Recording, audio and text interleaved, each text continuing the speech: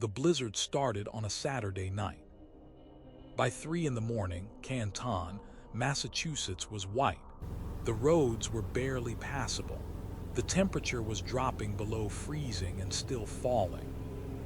At 6:04 a.m. on January 29, 2022, a 911 call.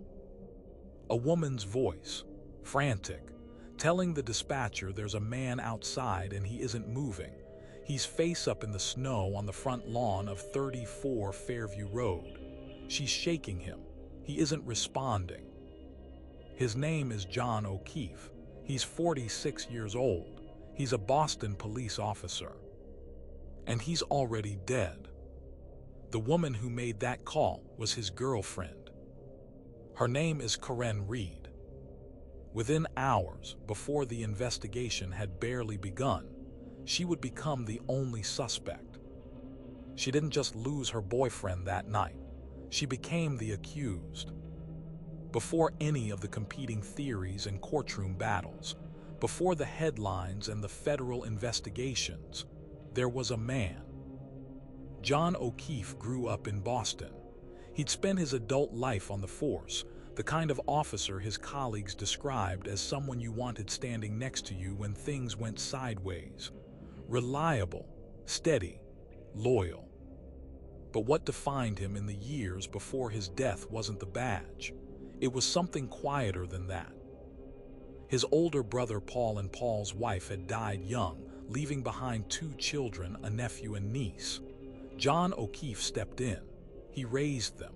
He became their guardian, their constant, the person who made sure they had a home and someone to come back to. His colleagues knew it. His friends knew it. To the people who cared about him, it was the thing that told you everything about who he really was. He'd been dating Karen Reed for several years. They were part of the same social world, law enforcement, people who'd grown up in and around Boston, the kind of tight-knit community where everyone knows everyone. That closeness, it turned out, would be both the context for his death and the ground zero for everything that followed. On the night of January 28, 2022, a Friday night, John O'Keefe went out for drinks. He wouldn't come home. The evening started normally enough. O'Keefe and Reed were part of a group that went out drinking in the Boston area. They ended up at C.F. McCarthy's in Canton, a local bar with the kind of familiar, low-key energy you'd find on any Friday night. Among the group was Brian Albert, a fellow Boston police officer. His home at 34 Fairview Road was in Canton. After the bar, the group made its way there.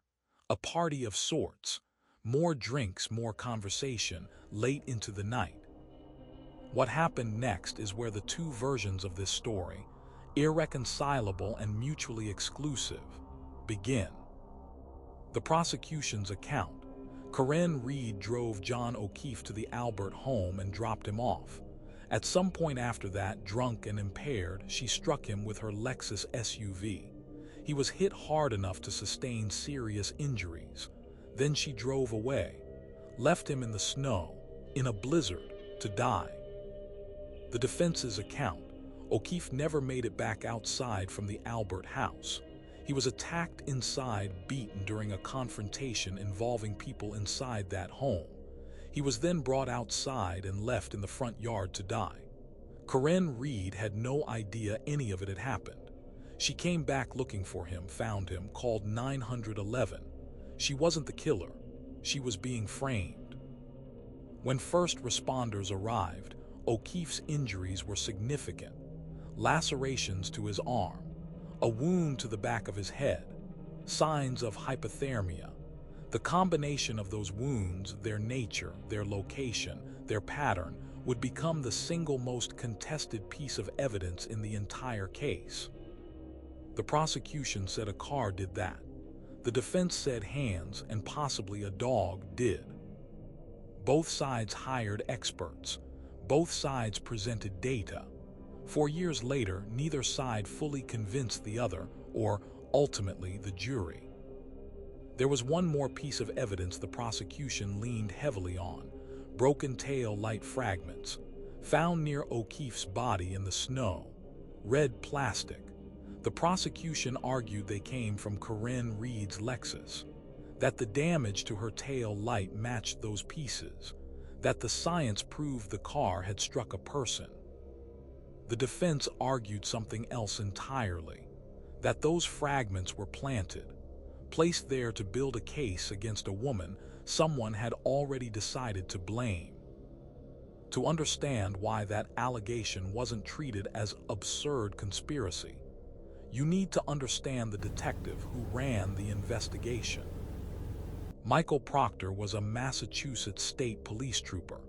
He was assigned as the lead investigator on the John O'Keefe case. In any serious criminal investigation, the lead detective is the spine of the whole enterprise. Every witness interviewed, every piece of evidence collected, every thread followed or not followed flows through that person. Proctor grew up in Canton. He knew people in town. He had social ties running through his entire community, including ties to the Albert family. His sister, Courtney, was close friends with Julie Albert, the sister-in-law of Brian Albert, the officer at whose home O'Keefe died. In the days after O'Keefe was found dead, Proctor exchanged text messages with his sister about the case. Those messages were subpoenaed. They were introduced as evidence, and when they became public, they changed the entire character of this story. In one message, Proctor told a friend that O'Keefe had been abusive toward Reed, a statement with no factual basis, passed person to person while Proctor was the lead investigator. In another message, he referred to Reed using crude, misogynistic language. In another, sent days after O'Keefe's death, he texted his sister expressing a hope that Reed would take her own life. He also sent case-related information to people connected to the Albert family, non-law enforcement, people who were, under any reasonable reading of the situation, potential witnesses in the very investigation Proctor was running. When he was put on the stand during the first trial, Proctor was forced to read those messages aloud into the record. He called them unprofessional and regrettable. He acknowledged, under cross-examination, that his words had his own phrase dehumanized Corinne Reed. Then he said he wouldn't change anything about how he ran the investigation. The defense pointed to specific investigative decisions Proctor made or didn't make, potential suspects inside the Albert house who were not seriously pursued, evidence collection that raised chain-of-custody questions, a federal investigation running parallel to the state prosecution, looking into whether the case had been compromised from the inside. The tail light fragments, those pieces of red plastic the prosecution said proved Corinne Reed's car struck O'Keefe, became especially contested. How were they collected? When? By whom? Were there photographs documenting exactly where they were found before anyone touched them? The defense said the answers to those questions were insufficient, that those fragments had been placed, not discovered. Whether the investigation was genuinely corrupt or whether it was badly run by a man with a conflict of interest he couldn't see around, those are two different things, but they lead to the same place. A case built on a foundation the defense could credibly attack, a prosecution that handed its opponent the argument they needed. Michael Proctor didn't just hurt the Corinne Reed case. In some ways, he became it. The first trial began in April 2024. It would last more than 3 months. Prosecutors laid out their theory methodically. The vehicle data, the tail light fragments, the timeline, the witnesses who said they'd seen Reed's car, the expert reconstruction of the crash. They argued Corinne Reed, intoxicated and angry, had hit the man she'd been with all night and left him to die in the snow. The defense dismantled the investigation more than they constructed an alternative. They didn't have to prove Brian Albert killed John O'Keefe. They had to make the jury doubt that Corinne Reed did. And they had Michael Proctor's text messages, Proctor's family connections, Proctor's own words on the stand. The jury deliberated, and deliberated. Days passed. They could not reach a unanimous verdict. A mistrial was declared. The jury, later characterized as starkly divided, could not agree. The hung jury was itself a verdict of sorts, not on Corinne Reed's guilt, but on the state of the case, on the credibility of the investigation, on whether the prosecution had given the jury something it could stand behind unanimously. It hadn't. The question was whether a second try would be different, or whether the same foundation would crack the same way. The retrial began in April 2025. The state brought in a special prosecutor, Hank Brennan, a high-profile defense attorney turned special prosecutor, an unusual choice that signaled how seriously the state took the need for a fresh approach. Michael Proctor was not called to testify. Corinne Reed's defense team added Robert Alessi, a New York attorney, to the core team of Alan Jackson and David Yannetti. The defense's most consequential addition was a biomechanics expert, Dr. Andrew Rentschler of ARCCA, an accident reconstruction firm. His testimony was the anchor the defense had been building toward. Rentschler told the jury that O'Keefe's injuries, in their pattern, distribution, and character, were inconsistent with being struck by Corinne Reed's Lexus, that a vehicle impact would have produced a different wound profile than what O'Keefe had. The prosecution challenged him hard on cross-examination, pointed to their own experts, pointed to vehicle data suggesting the Lexus had traveled in the direction of O'Keefe's location, pointed to the tail light fragments still sitting in evidence. Jurors later pointed to something else as a turning point. During the retrial, the prosecution's own medical examiner, prepared to acknowledge the presence of wounds on O'Keefe's body that hadn't been fully accounted for, wounds that the defense argued were consistent with dog bites, not vehicle impact. The Albert family had a dog. The special prosecutor later acknowledged he had made a mistake in how he handled that moment. The jury deliberated for 4 days. On June 18, 2025, they returned their verdict. Not guilty of second-degree murder, not guilty of vehicular manslaughter, not guilty of leaving the scene of a fatal accident. Guilty of 1 count, operating under the influence of alcohol. Sentence, 1 year of probation. The cheers were audible inside the courtroom. Corinne Reed walked outside into a crowd that had been waiting for her. She cried. She held her legal team. She told the crowd that no one had fought harder for justice for John O'Keefe than she had. The Albert and McCabe families released a statement calling the result a devastating miscarriage of justice. They mourned with the O'Keefe family. They condemned what they called lies and conspiracy theories. 2 sides, 2 completely different understandings of what had just happened. And one man still in the ground, with no one held accountable for putting him there. The months after the verdict moved quickly for some people. In March 2025, before the retrial even concluded, the Massachusetts State Police had already fired Michael Proctor. The official reason cited in part his derogatory text messages and his sharing of sensitive case information with non-law enforcement.